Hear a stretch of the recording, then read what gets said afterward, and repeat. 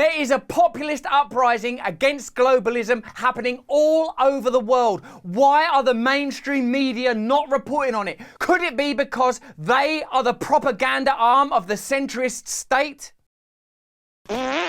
Hello there, you 5.8 million awakening wonders. Thank you for joining me on this voyage towards discernment, truth, and freedom. Continue to awaken and cultivate the light within you. The truth that you need, the support that you need, the power that you need is already within. All we have to do is learn to navigate these external distractions and obstacles, become individually awakened and then collectively active.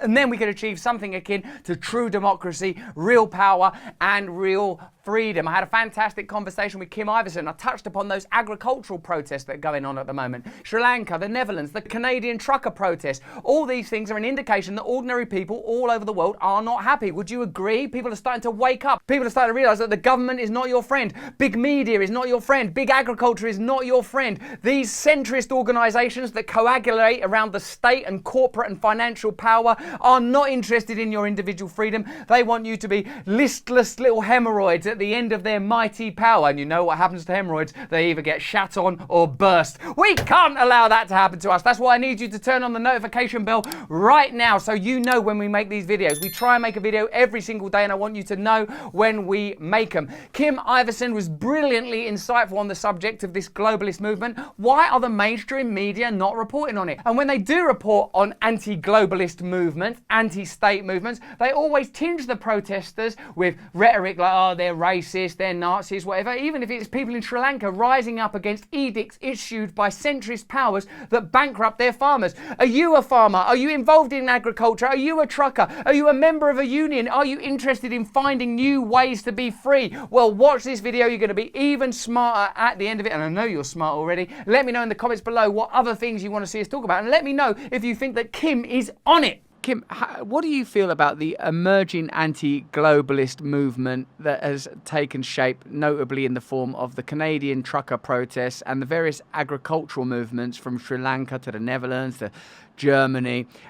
What do you feel that the coverage of these populist movements tells us, how they are broadly speaking smeared and portrayed as like far right or ethno-nationalist, which is more difficult to do in the case of the Sri Lankan uprising?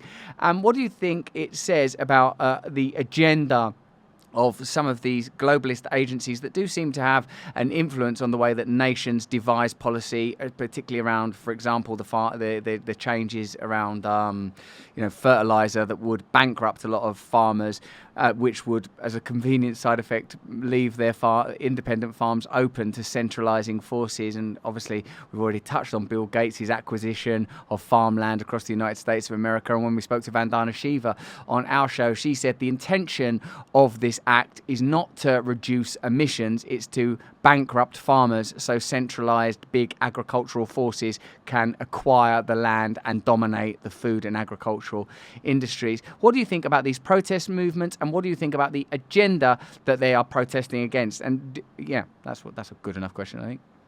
Yeah, I mean, I agree with you that I agree with your guest that says that for sure they're using these, they use these kind of things that we can all get behind, right? None of us want the world, we all want to benefit our environment. We want to live in a clean, healthy environment, healthy planet. We want these things. And so what they do is they weaponize the things we all want together. And this is how it worked even with wars, right? They weaponize our desire for people to be free. They weaponize our love for democracy.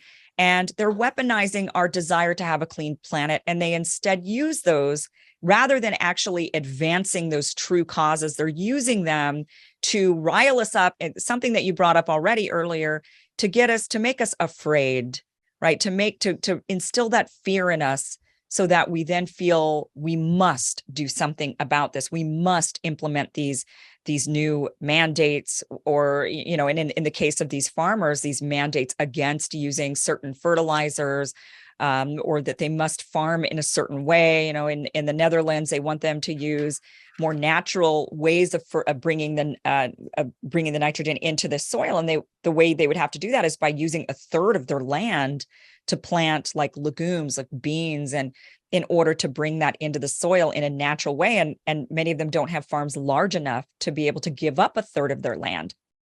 So they use these motivations that we all desire, and they use that to create this fear in order to get us to go along with certain principles, be it war or these various different, right now, global, this is good for the environment, so we must do it. We're in a crisis. The world is going to end.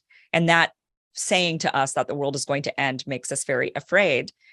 And I think when it comes to the coverage of these protests, I think that actually has shown more than anything we've seen throughout these last few years and throughout the pandemic, the lack of coverage, I should say, regarding these protests have exposed the fact that the media is no longer reporting on behalf of the people, that the media instead are now reporting on behalf of the corporate elites, the political class, and they're no longer for the people. When we lose the media as the people, when we lose the media, we've lost the battle between ourselves and between the people and the ruling class.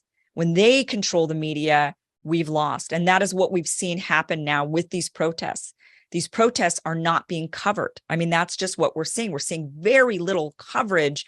The trucker convoy, when there was any sort of mainstream coverage of it, it was demonized, as you mentioned, as being right-wing, these fascists, these Nazis, they will racist, they call them all these various different names without even addressing what they're actually protesting. Instead, they just smear the people as some sort of lunatics rather than actually covering it. So that showed right there, when you've got thousands of people protesting, hundreds of thousands of people rising up and protesting, and the media's spin on it is pay no attention to the large, massive people over there. They're all a bunch of conspiracy theorists. Pay attention to us. Same thing with what's gone on in the Netherlands. We've seen this throughout even Sri Lanka. Really, protests that have been rising up throughout the world with the French Yellow Vest movement.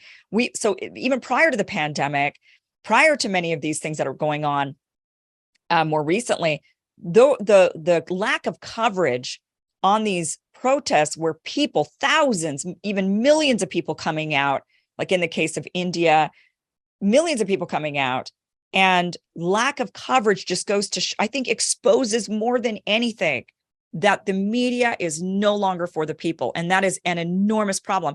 And then there's those of us who report independently, and we're trying to get the news out there. We're trying to get the information out there to the people. And what happens to you and I, right? We get censored in one way or another. We have to tiptoe around the rules and restrictions of these big tech companies where we put our content on, and we're beholden to those restrictions in some way, shape, or form. Maybe not as much because we don't have an editorial team like what happened to me at the Hill. The editorial team that comes along and says, nope, you're not going to be doing that today. We might not have that, but we do have the big tech companies that are also in cahoots, that are then telling us what we can and cannot say if we're going to be using their platforms. So we have lost, and we've got to figure out, we the people have lost, unfortunately. And this is why so many championed Elon Musk taking over Twitter, thinking that we would gain something back, that somebody would come along and help us gain something back. And Trump sort of also embodies that idea. He's so against the establishment, so against, he claims to be, at least he gives the rhetoric. Maybe this time around, if he did win, maybe this time he would really be, because he saw them attack him so viciously. Maybe he didn't understand. I think he maybe underestimated their power and really their power. I mean, he was surrounded, even when he was in office, by people that made him believe they were on his side. And then ultimately they were moles, and they were undercutting him at every turn. So, people are now looking for those figures, because we have no choice. We have no hope, actually, without somebody big and powerful coming in at this point and saying, I'm here to make change. Unless, as you mentioned, if we can somehow, we the people, get together and say we demand the change. But many of us have. I mean, look at how many people are watching your show. How people are wanting this change, but how do we go about doing it?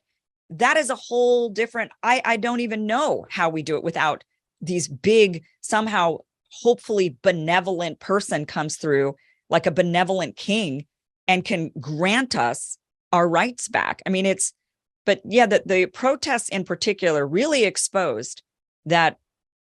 I mean, we could rise up, we could be in the streets. I mean, in France, they were burning stuff down, and yet where was the news? Well, thank you very much for watching that video. I'm so glad that you are a part of this community. Do you think we need a global protest movement that is focused on decentralization, local power wherever possible, ordinary people being involved in politics instead of a corrupt metropolitan professional political class that have no interest or no connection with ordinary people? Let me know what you want. Your will matters. What you think matters. What you feel matters. This is where we can begin a conversation that will not be controlled by those centrist corporate forces. We can have it right now. And if we ever find ourselves in a position where we can't communicate freely on this platform, we will do whatever is necessary to maintain our connection with you, because nothing matters more than that. Hit us up in the comments below, give this video a thumbs up, share it around wherever possible. If you enjoyed this video, have a look at either of these. They're both pretty good. Oh, I remember that one. Oh, you were a very good video. And sign up to my mailing list right now in case we ever find ourselves in a position where we need to communicate directly with you. More important than any of that is that you please stay free.